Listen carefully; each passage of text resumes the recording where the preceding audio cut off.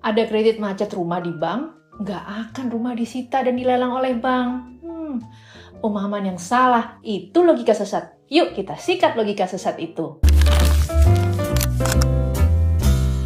Penyebab utama rumah disita dan dilelang oleh bank adalah terjadinya kredit macet, yaitu debitur menunggak pembayaran cicilan kredit rumah hingga beberapa kali. Biasanya, penyitaan aset dilakukan sebagai opsi paling akhir setelah peringatan diberikan oleh bank dan debitur tak kunjung melakukan tanggung jawabnya, yaitu membayar cicilan. Bank biasanya sudah mengantisipasi adanya potensi kredit macet ini sejak terjadinya kesepakatan dengan debitur, yaitu adanya tanda tangan perjanjian pinjaman. Hal ini bisa dilihat dengan adanya kesepakatan atas jaminan hak tanggungan pada sertifikat kepemilikan pada pinjaman dalam bentuk aset tak bergerak seperti tanah dan bangunan. Jaminan hak tanggungan ini yang akan dijadikan dasar bank untuk melakukan penyitaan pada aset yang kreditnya macet. Dasar hukum penyitaan aset adalah Undang-Undang Nomor 4 Tahun 1996 tentang hak tanggungan atas tanah beserta benda-benda yang berkaitan dengan tanah,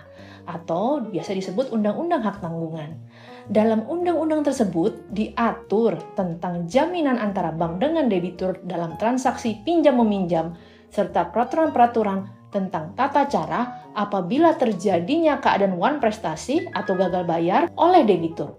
Dalam pasal 1 angka 1 Undang-Undang Hak Tanggungan berbunyi, hak tanggungan atas tanah beserta benda-benda yang berkaitan dengan tanah yang selanjutnya disebut hak tanggungan adalah hak jaminan yang dibebankan pada hak atas tanah sebagaimana dimaksud dalam Undang-Undang Nomor 5 Tahun 1960 tentang Peraturan Dasar Pokok-pokok Agraria.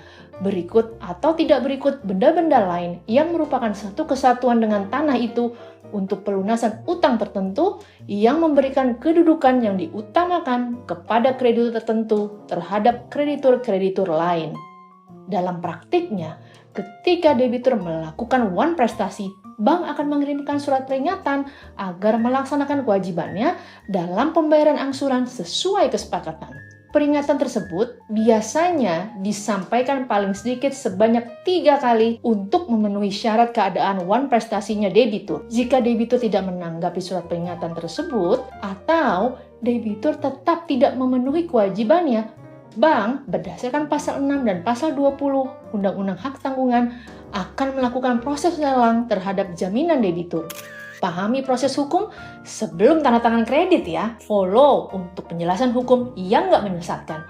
Punya pengalaman yang sama atau ada pertanyaan? Silakan ya teman-teman, tulis di kolom